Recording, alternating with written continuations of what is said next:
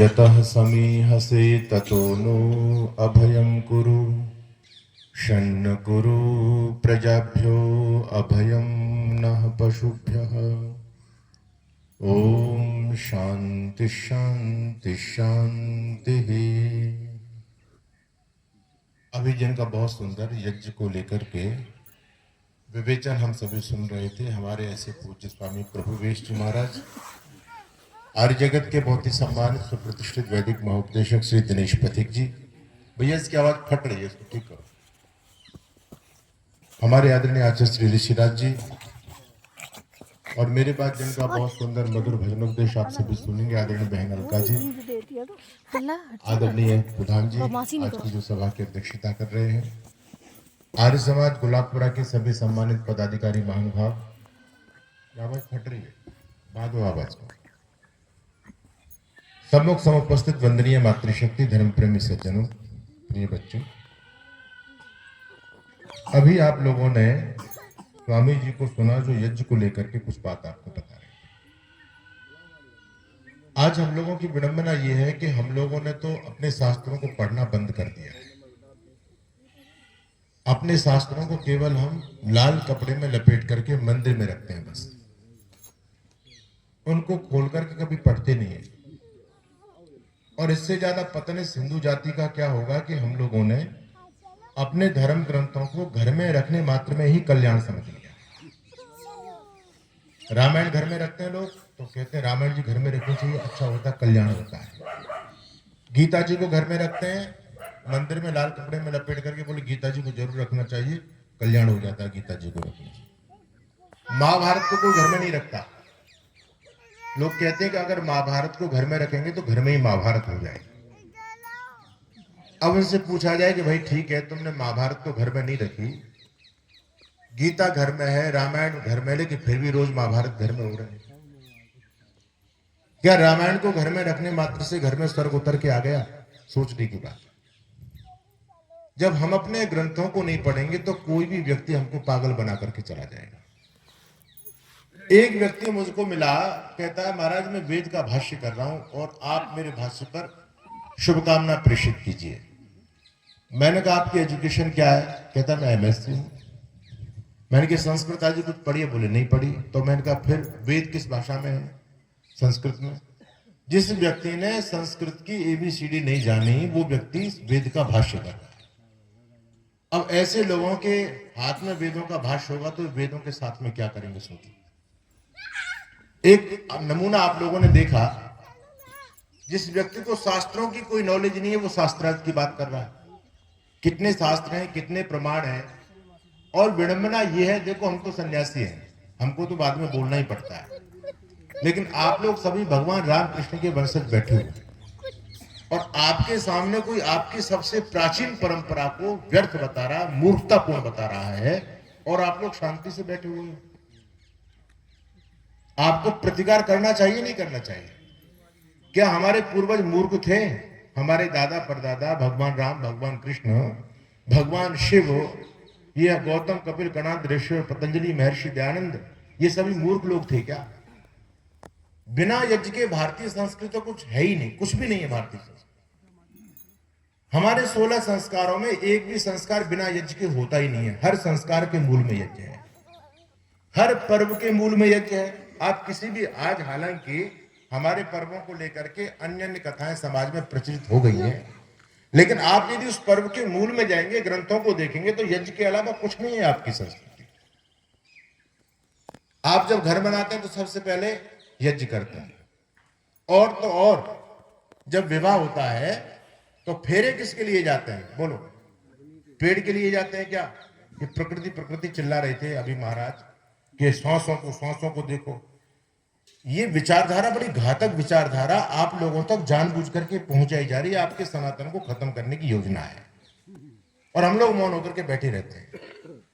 हम जब फेरे लेते हैं, विवाह जैसा पवित्र संस्कार जो होता है, किसके फेरे लिए जाते हैं? यज्ञ के।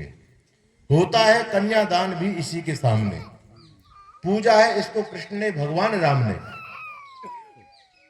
होती हैं सारी मुश्किलें आसान यज्ञ से और जल्दी प्रसन्न होते हैं भगवान यज्ञ से। आप देवों को तृप्त करना चाहते हैं। अब ना तो उन्होंने गीता पढ़ी, ना रामायण पढ़ी, ना महाभारत पढ़ी, बस एक जो सनातन द्रोही विचारधारा है उससे जुड़ गए मास्टर जी, और फिर सनातन पर हमले कर रहे हैं। हमारी विडंबना यह है कि हम किसी ना किसी राजनीतिक पार्टी से जुड़े हुए हैं, और आदमी हमारा है तो वो चाहे कुछ भी कहे, हम उसका विरोध नहीं करेंगे। देखिए, राजनीति अपनी तरफ है, लेकिन धर्म अलग है। धर्म को सर्वश्रेष्ठ रखना चाहिए। हम किसी भी पार्टी का विरोध करें, वो हमारा अलग मान्यता, लेकिन धर्म के मुद्दे पर सभी एक होने चाहिए। जो हमारे धर्म को बेकार बता रहा है, वो चाहे किसी भी पार्टी का हो, हमारा नहीं है। सीधी सी बात है। हमारे रामकृष्ण की परंपरा से बढ़कर के कोई हो सकता है क्या?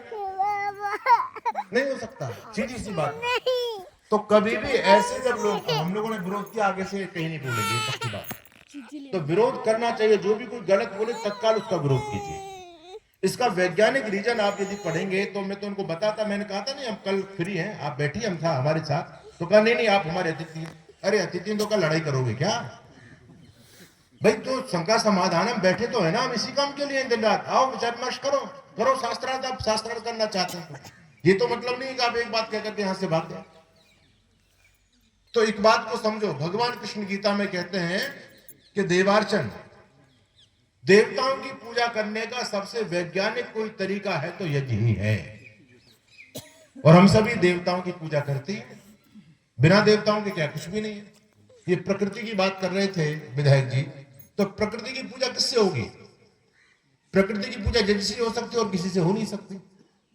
पूरी प्रकृति, पूरे पंचभूत और जितने भी हमारे देवी देवता हैं, सबकी पूजा केवल यज्ञ से होती है। अब देखो, सुनो, वैज्ञानिक तरीका मैं आपको बता रहा हूं। आप देवताओं को भोग लगाते हो नहीं लगाते? बोलो, लगाते हो ना? कैसे लगाते हो भाई? घर में देवता विराजमान है, मूर्ति रखी हुई है, आप खीर पूरी हलवा बना के मिठाई ला करके क्या करते हो? मूर्ति के मुंह पे चिपका देते हो, भोग लगा रहे हो। अच्छी श्रद्धा है आपकी, खिलाना चाहिए। लेकिन ईमानदारी से बताओ, क्या मूर्ति ने आपके भोग को खाया आज तक? बताओ जी। हम खिलाते तो हैं, लेकिन मूर्ति भोग नहीं खाती। अब मैं आपसे पूछना चाहता हूं, क्या देवता खाते नहीं है? देवता खाते तो हैं, पर हम लोगों को खिलाना नहीं आता है। आप हमको अपने घर में आमंत्रण दो कि महाराज हमारे यहाँ भोजन करो, आपने बढ़िया खीर बनाई, और खीर की चम्मच भर के आप हमारे कान में डालो तो क्या हम खा लेंगे? हमारे नाक में डालोगे तो क्या खीर खा लेंगे? नहीं। अगर खीर खिलानी है तो आहुति मुंह में ही देनी पड़ेगी। तो भगवान कृष्ण कहते हैं अग्निर्वै देवाना मुखम।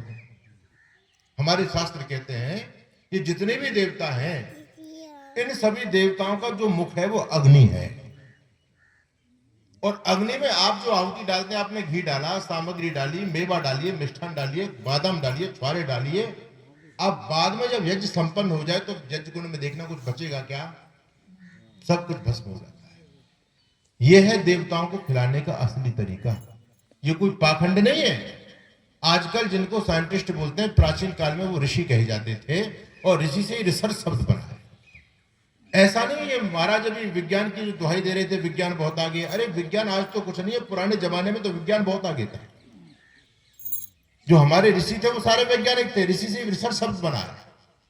आज से 10 लाख साल पहले, 10 लाख साल, ये तो उनको पूछे कि सृष्टि का इतिहास क्या है तो कुछ हजार साल की बात करेंगे। आज से 10 लाख साल पहले हमारे पूर्वज विमानों में चलते थे, वायुयान में, एरोप्लेन में चलते थे। और प्रमाण मैं आपको दे रहा हूं, रामायण लाइए। जब मां भगवती सीता का हरण हुआ तो रावण सीता जी को कैसे लेके गया था? बताओ कैसे ले गया था? हमारी बात बहन बता दी, कैसे ले गया था? हैं? कैसे? पैदल?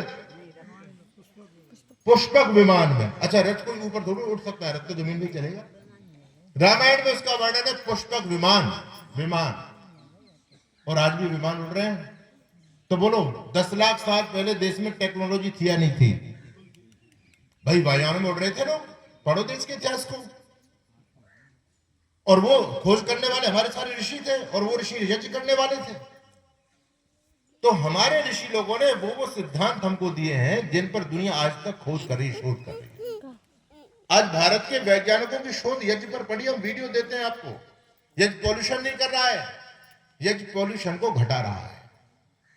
अभी कोरोना काल जो फैला, ऑक्सीजन की किल्लत होगी पूरे देश में। साइंटिस्ट कहते हैं कि 1 तोला गाय का घी जलाने से 1 टन ऑक्सीजन क्रिएट हो जाती है। स्वामी जी ने भोपाल गैस कांड का उदाहरण आपके सामने दिया, और आप अपने घर में, मैं प्रत्यक्ष आपके सामने बैठा हुआ हूं। मुझे भयंकर वाला कोरोना हुआ, बहुत भयंकर। तो मैंने क्या किया, क्योंकि हॉस्पिटल में जाना इसका मतलब गठरी बांध के वापस आ जाती है, जो चला गया हॉस्पिटल में बच करके नहीं आया। तो हमने निर्णय किया हॉस्पिटल तो जाना ही नहीं है, यहीं मरना मंजूर है। तो हमने यज्ञ की सामग्री, औषधि भी ले रहे थे, लेकिन हमने बहुत सुंदर यज्ञ की सामग्री का निर्देश दिया कि ये चीजें यज्ञ में डालो, और हमारी सामग्री को समुदाय को हम यज्ञ करेंगे। हमने यज्ञ किया, और जब यज्ञ किया उस कमरे के अंदर हम उसी में रहते थे। कोरोना में तो कोई पास रहता ही नहीं था, अकेले ही आदमी रहता था। तो यज्ञ किया, एकदम स्थिति सुधरती चली आई, एकदम स्थिति सुधरती चली आई। डॉक्टर फुंदनलाल अग्निहोत्री हुए, उन्होंने पुस्तक ली यज्ञ चिकित्सा। यज्ञ अपने आप में बहुत बड़ी चिकित्सा है। विदेशी लोग, अमेरिका में अग्निहोत्र विश्वविद्यालय के अंदर यज्ञ पर रिसर्च होता है, और ये कह रहे हैं कि यज्ञ तो कार्बन डाइऑक्साइड बढ़ाता है। भाई आप अग्नि जलाओगे, मानते हैं आपने थोड़ा बहुत विज्ञान पढ़ लिया, लकड़ी जलती है, कार्बन डाइऑक्साइड बढ़ती है, होती है, लेकिन केवल कार्बन डाइऑक्साइड तो नहीं, और भी तो आपके जीवन के लिए जो सहायक चीजें हैं वो भी तो पैदा हो रही है, नहीं, वो भी तो पैदा हो रही है। और फिर स्वामी जी बता रहे थे, इसमें हर लकड़ी नहीं जलाई जाती, कीकर की लकड़ी नहीं जलाएंगे, बांस की लकड़ी नहीं जलाएंगे। हमारे ऋषि भी इस बात को जानते थे, ऋषि भी वैज्ञानिक थे, वो जानते थे कि कौन सी लकड़ी ऑक्सीजन देती है, कौन सी लकड़ी कार्बन डाइऑक्साइड छोड़ती है, पता था। आप पीपल को देवता क्यों मानते हो, बताओ? पीपल को देवता मानते हो, नहीं मानते हो? और पेड़ों को नहीं मानते, पीपल को मानते हैं। और विज्ञान क्या कह रहा है कि पीपल 24 घंटा ऑक्सीजन देता है। विज्ञान आज बता रहा है, और हमारे पूर्वज आज से हजारों साल पहले इस बात को बता रहे। और हमारे पूर्वज जानते थे कि यदि पीपल कटेगा तो धरती पर जो है ना वातावरण विषैला होगा, कार्बन डाइऑक्साइड का अभाव होगा। इसलिए उन्होंने पीपल को धर्म से जोड़ दिया, लोगों को डरा दिया, इसको मत काट लेना, नाश हो जाएगा, देवता है, इसको नहीं काटते। क्योंकि लोग, भोले भाले लोग पीपल को भी काट सकते थे, लेकिन पीपल प्रकृति के लिए वरदान है, कितना उपयोगी है, ये आज से हजारों लाखों साल पहले हमारे पूर्वज बता गए। और पीपल बचा रहे धरती पर, इसके लिए उसको काटना पाप बता गए। ये विज्ञान था इस देश के अंदर। और पीपल की लकड़ी आप जानते हैं पूजा के काम आती है। भाई घर में तो कोई रोटी बनाता नहीं, उस पर पाप हो जाता है ना? पीपल की पूजा करते हैं, नहीं, पीपल की लकड़ी से हवन करते हैं। तो इसमें जो संविधाएं होती है वही होती है जो जिनमें कार्बन डाइऑक्साइड नाम मात्र की होती है। और गाय के घी से यज्ञ किया जाता है। और आपको जानकारी होगी, पुराने समय में किसी को सांप काट जाए तो क्या पिलाते थे वो? गाय का घी। और कहते थे अगर गाय का घी इसके पेट में थोड़ा सा पहुंच गया तो ये मरेगा नहीं, बच जाएगा, क्योंकि गाय का घी जहर को खत्म करता है। इस पर्यावरण को इतना विषैला आज बना दिया गया है। हम यदि गाय के घी से यज्ञ करें तो आज भी स्थिति सुधर जाएगी। यज्ञ एक अपने आप में विज्ञान है, विज्ञान। इसमें जल सेचन करते हैं, अग्नि चारों तरफ जल छींटते हैं। अब तो छींटना कर रहे हैं, नाली के अंदर जल भरा जाता है, इसके अंदर कुंभ रखे जाते हैं चारों कोने पर। यह आपने लोटा रख दिया है, लोटा रखा है, मिट्टी के घड़े चारों कोने पर होते हैं, जो विधि विधान से यज्ञ होता है। और उसमें पत्ते लगाए जाते हैं, यज्ञशाला को पत्तों से पाट दिया जाता है। जो भी कार्बन डाइऑक्साइड निकलती है उसको अवशोषित कर लेते हैं वही की वही। और जो हमारे वातावरण के लिए, हमारे जीवन के लिए जो उपयोगी तत्व हैं वो यज्ञ के द्वारा हमको मिलते हैं। तो एक आज ऐसी संस्कृति, ऐसी विचारधाराएं बढ़ रही हैं जो हमारे सनातन को टारगेट कर रही हैं। उन लोगों को ना तो गीता पढ़ी, ना रामायण पढ़ी, ना हमारे पुराने वेद शास्त्र पढ़े, बस केवल टिप्पणी करते हैं। तो ऐसे लोगों को केवल राजनीति करने का अधिकार है, क्योंकि आप राजनीति में माहिर हो सकते हैं, लेकिन धर्म ग्रंथों को नहीं पढ़ा तो धर्म ग्रंथों पर और हमारी मान्यताओं पर टिप्पणी करने का आपको कोई राइट नहीं है। और यदि कोई ऐसा टिप्पणी करता है तो आप लोगों को खड़ा होकर के तत्काल उसका विरोध करना चाहिए। अगर हम लोग इतने सक्रिय हो जाते तो आपकी परंपराएं बचेंगी, नहीं तो यही लोग जाकर के समाज में विष फैलाएंगे, आपके पढ़े लिखे बच्चों को बरगला देंगे, बोलिए तो बेकार है तुम्हारी मान्यताएं, बेकार की है। और फिर बच्चे आपसे प्रश्न करेंगे, आपके पास कोई समाधान नहीं होगा। तो गलत विचार उठता है, उसको वहीं की वहीं दबा देना चाहिए। तो यज्ञ हमारी भारतीय संस्कृति का मूल है, हमारे पूर्वज करते थे। और हमारी संस्कृति बड़ी वैज्ञानिक संस्कृति, कोई उलझुल परंपरा नहीं है हमारी संस्कृति के अंदर। भारतीय संस्कृति वैदिक संस्कृति दुनिया की सर्वश्रेष्ठ संस्कृति है। सा संस्कृति प्रथमा विश्वमारा। तो हमारे ऋषि लोगों ने प्रतिदिन यज्ञ करने का विधान किया है। प्रतिदिन यज्ञ करो। देखो बहुत से लोग ये भी कहते हैं कि ये तो पागल लोग हैं, घी फूंक रहे हैं, खाने के लिए घी नहीं है, बादाम किसमें सारे इसमें जला रहे हैं, खाने के लिए नहीं है और अग्नि में फूंक रहे हैं, इनको खत्म कर रहे हैं। ऐसी बात वही करते हैं जो पदार्थ विज्ञान को नहीं जानते। भगवान कृष्ण गीता में इस बात को कहते हैं। कृष्ण कितने बड़े वैज्ञानिक थे और आज साइंस भी इस बात को कहता है कि किसी चीज का अभाव नहीं होता, भाव का अभाव नहीं होता, अभाव का भाव नहीं होता। बात समझ में आ रही है आपके? यानी कोई चीज यदि बन गई है धरती पर तो वो चीज कभी मिटेगी नहीं, केवल उसकी अवस्थाएं परिवर्तित होंगी, वो चीज कभी खत्म नहीं होगी। और जो चीज कभी है ही नहीं वो चीज कभी बन नहीं सकती। जो बन गई वो खत्म नहीं होगी और जो बनी नहीं है वो कभी, जो पैदा नहीं हो वो कभी मिटेगी नहीं।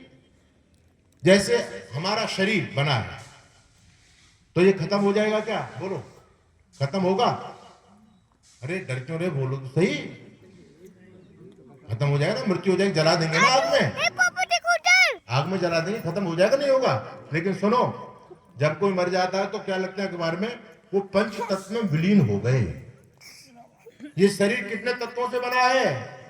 चित जल पावक गगन समीरा, पंच तत्व मिल बनो शरीरा। 5 तत्वों से शरीर बना है। ये शरीर खत्म नहीं होता, इसका रूप चेंज होता है, इसकी आकृति चेंज होती है। जब शरीर मृत्यु होती है तो जो 5 तत्वों से जो शरीर बना था वो 5 तत्व एक होकर के पिंड के रूप में आपको दिखाई देने लग गए। ये 5 तत्व अपने अपने मूल में चले जाते हैं, वो 5 तत्व खत्म नहीं हुए। जैसे मिट्टी से घड़ा बना, घड़ा किससे बना? मिट्टी से घड़ा बना। अब घड़ा कभी खत्म नहीं होगा। मिट्टी जो उसकी मूल प्रकृति है वो खत्म नहीं होगी। घड़ा तो है, मिट्टी से घड़ा बन के घड़ा फूट गया, मिट्टी में मिल गई, तो मिट्टी खत्म नहीं हुई। इसी प्रकार जो कोई पदार्थ होता है वो नष्ट नहीं होता है, उसकी अवस्थाएं, उसका रूप चेंज होता है। ये विज्ञान कहता है। आप यज्ञ में जो कुछ भी डालते हैं वो खत्म नहीं होता, वो केवल उसकी अवस्थाएं चेंज होती हैं। जैसे उदाहरण के लिए मैं आपको मोटा उदाहरण देता हूं। आप लोग मिर्च तो सभी खाते होंगे, मिर्च, लाल मिर्च, एक आदमी 10-10 मिर्च खा जाता होगा। अच्छा चलो, लाला जी की दुकान, कोई किराने की दुकान होगी आपके गांव में, तो लाला जी 1 बोरी मिर्च भर के रखते हैं अपनी दुकान में, और आप दुकान पर जाते हो, उसके आगे से निकल जाते हो। कोई धांस आती है क्या आपको? आती है? कोई दिक्कत नहीं। आपके घर में भी लाल मिर्च रखी है, कोई दिक्कत नहीं है। लेकिन आप एक लाल मिर्च को अग्नि में जला तो क्या होगा? 2-4 लाल मिर्च आपने जला दी अग्नि में तो क्या होगा? वो लाल मिर्च जल करके खत्म नहीं हुई, वो लाल मिर्च जल करके सूक्ष्म हो गई और सूक्ष्म होकर के वातावरण में फैल गई। जहां जहां तक जाएगी उनको सबको छींक आएंगी, वो चीज खत्म नहीं हुई बल्कि और सूक्ष्म होकर के सब जगह व्यापक हो गई है। बात समझ आ रही है आपके? तो हमने एक बात और समझो, 1 लाल मिर्च आप आराम से खा जाओगे। यदि 1 लाल मिर्च को अग्नि में जला दोगे तो उस 1 लाल मिर्च की ताकत कितने ज्यादा गुना बढ़ गई? हजारों गुना ज्यादा बढ़ जाती है। अग्नि में जो आप कोई भी चीज डालते हैं ना, ये देवता है, अग्नि देवता। और देवता जो कुछ लेते हैं ना, अपने लिए नहीं लेते, देवता लेते हैं आपको देने के लिए। धरती माँ देवता है। आपके यहां सरसों हो रही है, आपने 1 सरसों का दाना धरती माँ को दिया, ठीक है, लेकिन धरती माँ ने कितना गुना ज्यादा लौटा के दिया आपको? 1 सरसों के दाने से 1 सरसों का पौधा पैदा हुआ और उस एक पौधे पर कितनी फली निकली और एक फली में कितने सरसों के दाने बन गए बताओ? बन गए नहीं? तो ये देवता जो लेते हैं ना, वो देने के लिए लेते हैं। तो धरती माँ ने 1 बीज लिया और हजारों बीज आपको लौटा दिए। अग्नि देवता है। अग्नि देवता आपको जो लेगा उससे हजारों गुना बढ़ा करके आपको लौटाएगा। जैसे आपने 1 मिर्च इसमें डाली तो 1 मिर्च आप खुद खा सकते हो, कोई बहुत बड़ी चीज नहीं है 1 मिर्च खाना। लेकिन अग्नि में डाल दोगे तो आसपास जितने बैठे ना, सबकी नाक में दम हो जाए, ठीक है। आप जब घर में दाल बनाते हो, रायता बनाते हो, तो घर में तेल भी होता है, हींग भी होती है, जीरा भी होता है, लेकिन रसोई में खुशबू नहीं आती। लेकिन जब आप तेल को, जीरे को, हींग को अग्नि में तब जलाते हो और तड़का लगाते हो ना, तो आसपास खुशबू जाती है, लोग कहते हैं भाई इनके यहाँ तड़का लग रहा, दाल बन गई बड़ी, है ना। ये ताकत है अग्नि की। तो अग्नि में डालने से कोई चीज नष्ट नहीं होती, बल्कि उसकी ताकत हजारों गुना बढ़ जाती है। इसी प्रकार से आपने जो घी डाला इसमें, वो घी नष्ट नहीं हुआ, घी और सूक्ष्म कणों में परिवर्तित होकर के वातावरण में फैल गया। आपने सामग्री इसमें जलाई, सामग्री नष्ट नहीं हुई। ये विज्ञान कहता है इस बात को। आपके द्वारा डाली गई एक एक आहुति इस वातावरण में फैल चुकी है, नष्ट नहीं हुआ। कितना बड़ा विज्ञान है यज्ञ विज्ञान। तो हमारी तो ये परंपरा रही है। आज हमारी परंपराओं पर, हमारी संस्कृति पर हमले हो रहे हैं, ठीक है। तो उन हमलों से हमको बचना है, अपने धर्म को, सनातन को समझना है कि सनातन क्या है।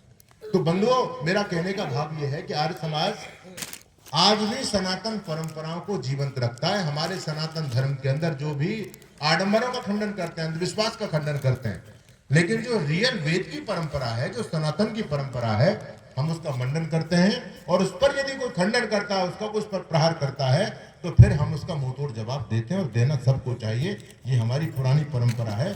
अपने महापुरुषों का, अपनी संस्कृति का अपमान मत करने दो। अगर कोई मुसलमानों के बारे में, मुसलमानों की सभा में कोई बोलता, उनकी कोई एक परंपरा को गलत बता देता, तो कोई मुल्ला शांत नहीं बैठता। बताओ आप ईमानदारी से। उनके मोहम्मद के बारे में कोई एक शब्द बोल देता ना, आग लगा देते, आग। उनकी एकता देखो, उनका धर्म के प्रति समर्पण देखो। और हमारे धर्म के बारे में कोई कुछ भी बोल जाए, भगवान कृष्ण के बारे में कोई कुछ भी बोल जाए, सनातन के बारे में कोई कुछ भी बोल जाए, यज्ञ के बारे में कोई कुछ भी बोल जाए, हम केवल देखते सुनते रहते हैं, बस कुछ नहीं करते। तो ऐसा नहीं, हमको प्रतिकार करना चाहिए, तब आपका धर्म बचेगा, संस्कृति बचेगी, जीवन मूल्य बचेंगे। तो हमारे एक एक परंपरा देखो, 5 यज्ञ जो हर गृहस्थी को करना आवश्यक है। 5 यज्ञ रोज, 5 प्रकार की पूजा हमारे ऋषि लोगों ने आपको बताई है। हर गृहस्थी को, हर सनातनी को, हर हिंदू को करनी चाहिए। पहला यज्ञ ब्रह्म यज्ञ। यज्ञ का मतलब पूजा। यज्ञ का मतलब केवल यही नहीं कि अग्नि में किसी चीज को जलाना, ये यज्ञ नहीं होता। यज्ञ का मतलब पूजा। पहली पूजा परमात्मा की, ईश्वर की, जिसने संसार बनाया है, जिसने हम सबको इस दुनिया में भेजा है। तो सबसे पहले सुबह उठ करके उस भगवान का चिंतन किया करो, भगवान को प्रणाम किया करो, उसका धन्यवाद किया करो, और गायत्री का जाप किया करो। यह है ब्रह्म यज्ञ। अपने बच्चों को सुनाओ, अपने बच्चों को संध्या के मंत्र याद कराओ। सुबह शाम थोड़े समय निकाल करके एकांत में बैठने का अभ्यास करो, संध्या करो। भगवान की भक्ति करने से बड़ी शक्ति मिलती है। शक्ति है भगवान की भक्ति में, याद रखना। जीवन में सारे कष्ट दूर हो जाते हैं भगवान की भक्ति करने से। तो पहला यज्ञ है ब्रह्म यज्ञ, और दूसरा यज्ञ है देव यज्ञ। देव यानी देवताओं की, जो हमारे जड़ देवता हैं और चेतन देवता हैं, उनकी पूजा करो, उनका सत्कार करो। और सत्कार पूजा का मतलब होता है कि जिसको जो चीज आवश्यक है उसको वो चीज प्रदान करो। ये होती है पूजा।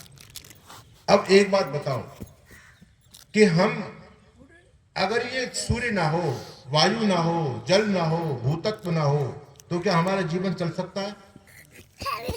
अच्छा, हम इनका जीवन में उपयोग तो कर रहे हैं। शुद्ध जल चाहिए, शुद्ध वायु चाहिए, सफाई चाहिए, सब कुछ चाहिए हमको। हम इनको गंदा करके छोड़ रहे हैं। ये यज्ञ कितना बड़ा पर्यावरण को शुद्ध करने का तरीका है। हम हर तत्व को गंदा करते हैं, पानी शुद्ध पी करके और पसीने के द्वारा, मूत्र के द्वारा गंदा करके निकाल देते हैं। भोजन शुद्ध करते हैं, लेकिन मल के द्वारा गंदा करके धरती को गंदगी से युक्त कर देते हैं। कपड़ा धोते हो साफ पानी से, और कपड़े के बाद गंदा पानी निकल जाता है, ठीक है। हम हर तत्व का दोहन कर रहे हैं। तो अब जब हम इन पंच तत्वों को, इन देवताओं को गंदा करते हैं, तो क्या इनको शुद्ध करना हमारा धर्म नहीं है? करना चाहिए, नहीं करना चाहिए? आज दिल्ली में देख लो क्या होता है। ऑक्सीजन नहीं मिलती लोगों को, घर घर में गाड़ियां, पॉल्यूशन। तो उस समय दिल्ली की स्थिति हर साल होती है सर्दी के समय में, जब सूर्य नहीं निकलता। तो ये क्यों हो रहा है कि हम प्रकृति का दोहन तो करें, लेकिन उनका शोधन करने का कोई तरीका हमारे पास नहीं है। तो फिर हमारे ऋषि लोगों ने सोचा, ये जो जल, वायु, अग्नि तत्व, जो 5 तत्व, इनकी शुद्धि कैसे हो। तो हमारे ऋषि लोगों ने यज्ञ का एक विधान दिया हमको। यज्ञ करने से 5 तत्वों की शुद्धि होती है। यज्ञ एक ऐसा विज्ञान है, आपकी एक एक आहुति हर देवता तक पहुंच जाती है। वायु भी शुद्ध होता है यज्ञ करने से, जल भी शुद्ध होता है। भगवान कृष्ण गीता में यज्ञ के बारे में बहुत कुछ लिखते हैं। तो ये दूसरा यज्ञ है, यही हमारी सच्ची पूजा। कहीं नहीं भटकना, अग्नि जलाओ और 11 या 21 आहुति प्रदान कर लो रोज। कल्याण ही कल्याण होगा, जीवन में सुख सौभाग्य बढ़ेगा, भगवत कृपा होगी, देवताओं की खूब कृपा बरसेगी, आशीर्वाद मिलेगा। और जो तीसरा यज्ञ है वो है अतिथि यज्ञ, पितृयज्ञ। पितृयज्ञ नहीं, पितरों की पूजा। पितर का मतलब मरे हुए नहीं, पितरों का मतलब जिंदा। जिंदे जो माता पिता हैं, दादा दादी, मर गए सो मर गए, उनके लिए आप कुछ भी करोगे उनको कुछ मिलने वाला नहीं है। आज बड़ा आडंबर चलता है, जियत पिता से दंगम दंगा, मरे पिता पहुंचाते गंगा। और जियत पिता की बात न माने, मरे गंग पहुंचावे, कहे कबीर सुनो साधु, कौवा बाप बनावे। जब श्राद्ध पक्ष आता है तो क्या करते हैं, खीर पूरी हलवा बना के और छत पे रखते हैं।